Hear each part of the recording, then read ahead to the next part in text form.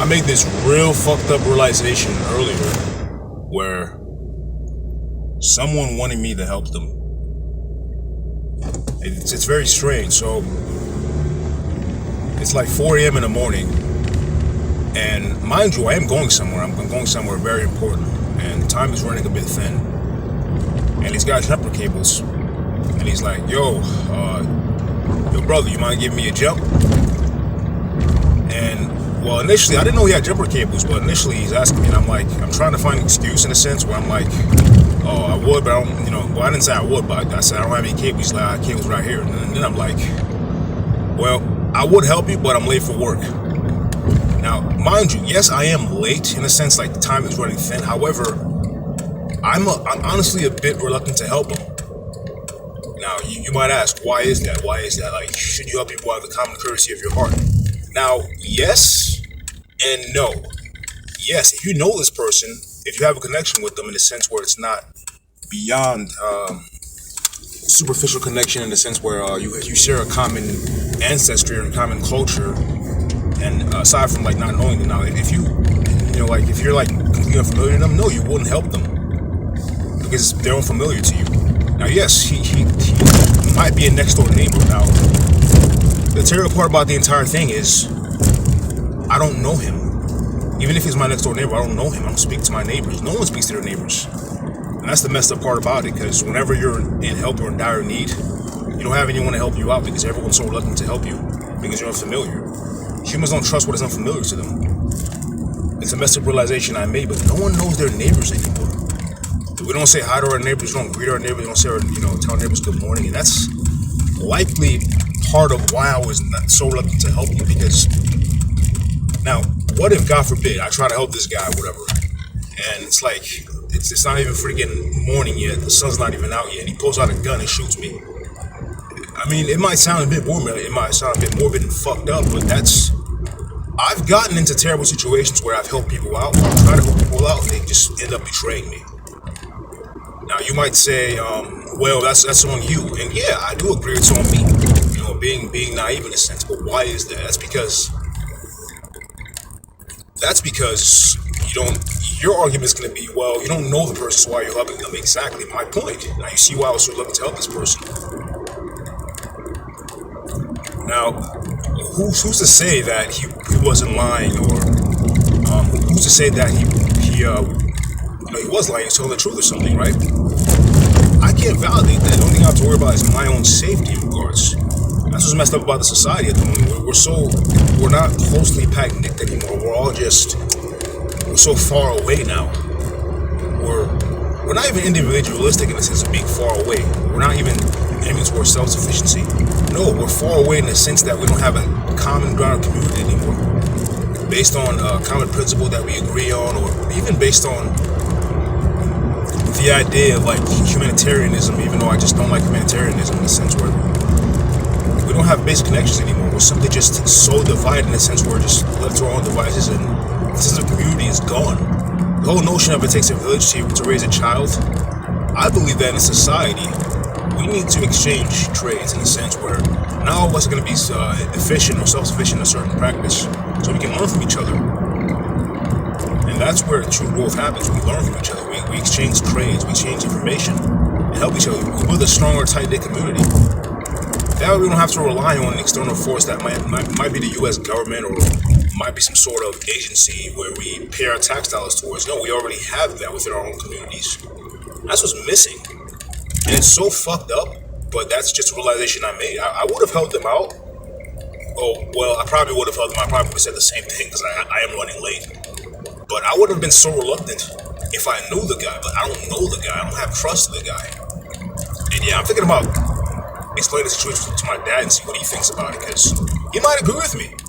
Because prior to living in this neighborhood that I did initially, like I grew up in a neighborhood that was kind of rocky, in the sense where you have to be very skeptical of the people you meet around you. And you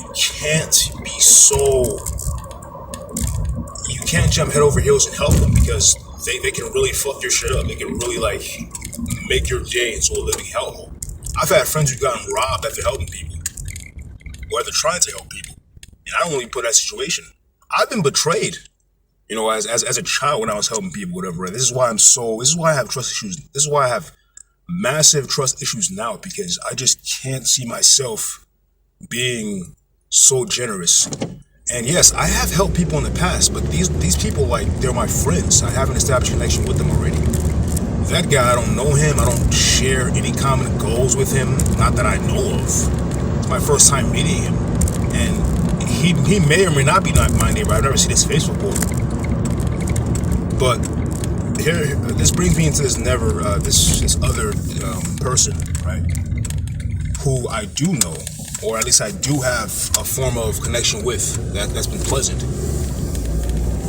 He's my next door neighbor, like next door, like literally. And he always says hi. He always greets me. He always, smiles.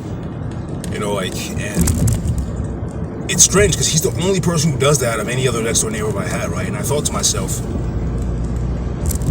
we never had any conversation as far as that's deep or introspective, but a basic level of hi and a smile, right? That kind of softens you up a bit and it takes you back a bit. And it kind of brings you, it grounds you in a sense where you don't have your walls up anymore. You know this person is not full. Like, their friends are full. You know this person's not full. You understand this. You know this person's face already. Now, if he was in a situation, right, and he needed to jump, I'd be less reluctant to help him. I'd be more inclined to stay there and help him because I had, I had a friend, right, a couple of weeks back. And he had car troubles too. Let's just say my homie didn't pull he didn't pull a nice one. He didn't pull a great one. He locked his keys in the car, right? And I was getting ready to go to the gym, and he's like, "Crap, man! I just locked my keys in the car." I was like, "Fuck!" And so we call a locksmith, and he doesn't. For some reason, like he doesn't have his cell phone on him, right? I'm like, "Damn, it sucks balls." So I get my cell phone out and I call, right? I call a locksmith. And I wait the entire time. I wait. Like, I don't, it's a Saturday. I'm not in that big of a rush. It's a Saturday, and I really want to help my brother out, right? But then again, this is because I have a common connection with him. We talked about several things. We talked about several things. We related in age. We talked about how, society. We talked about peace, tranquility, all that stuff, the 9 yards. Prior to him having this terrible thing happen to him.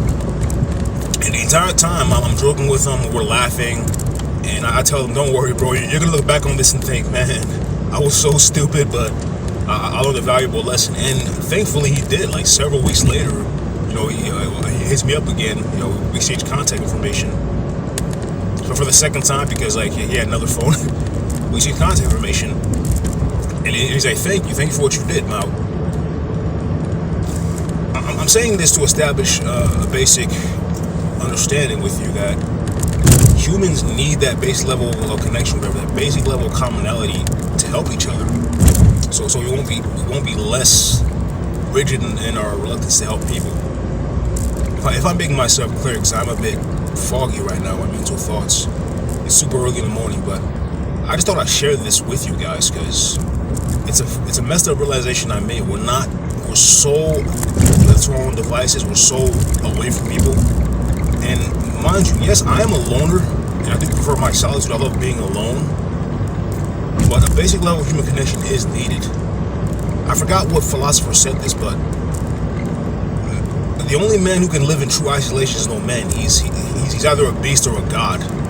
And as much as I love my own ego, I don't consider myself a god. Like, if I ever say that ironically, it's only me being ironic. Like, oh, I'm a fucking god. I can lift this shit. Or I'm a god. I can do this. Right? It's just like me being ironic. It's just hilarious to call yourself that because this statement is so absurd and outlandish. But I don't take it literal. Like, I'm not a literal god, who's just bestowed upon the energies of Odin.